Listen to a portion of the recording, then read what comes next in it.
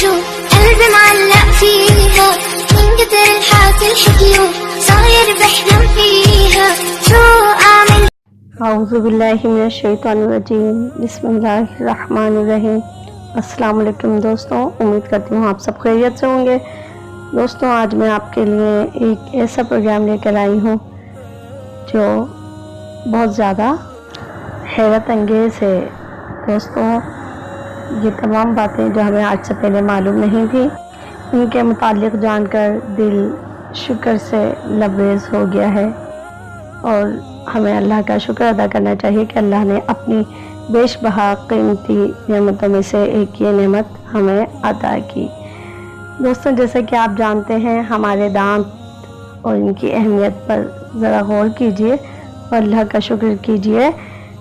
فَبِأَيِّ آلَاءِ رَبِّكُمَا تُكَذِّبَانِ، اور تم اپنے رب کی کون کون سی نعمتوں کو جھٹلاؤ گے۔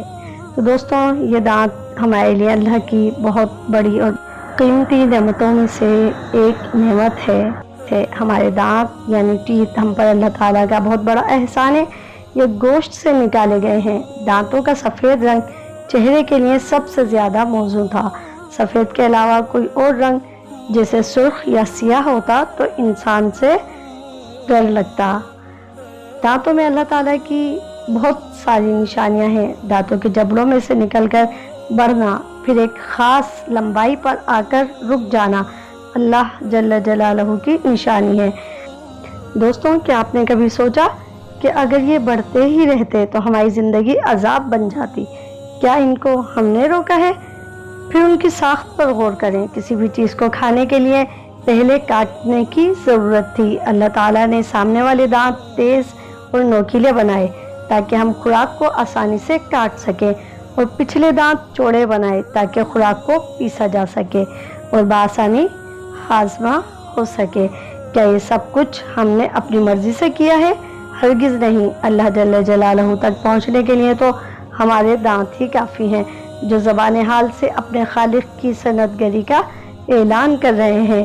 کاش ہم ان دانتوں سے فائدہ اٹھاتے ہوئے اپنے خالق کو بھی یاد رکھیں اور اس کا شکر ادا کریں۔ کیا منہ کا گوشت خود بخود دانتوں میں تبدیل ہو گیا ہے؟ دانتوں کے مٹیریل پر ذرا غور کریں۔ اگر یہ نرم ہوتا تو ہم چبا نہ سکتے، اور لوہے کی طرح سخت ہوتا تو ہماری زبان کو کاٹ دیتا۔ خالق نے ایسے مادے کا انتخاب کیا ہے جو مذکورہ کام کے لیے موزوں ترین تھا۔ عقل والوں کے لیے دانتوں میں قدرت نے بالکل واضح نشانیاں رکھی ہیں۔ دوستوں، ہم نے دیکھا ہے کہ ہمارے بزرگ اور بچے جن کے پاس دانت نہیں ہوتے، ان کو اپنی خوراک کے لیے کتنی پریشانی ہوتی ہے، اور بزرگ تو یہاں تک کہتے ہیں دانت گئے تو سمجھے مزہ گیا۔ تو اسی لیے دوستوں، اپنے دانتوں کی حفاظت کریں اور اللہ کا لاکھ لاکھ شکر کریں کہ اس نے یہ بیش بہا قیمتی نعمت آپ کو عطا کی۔ اللہ حافظ۔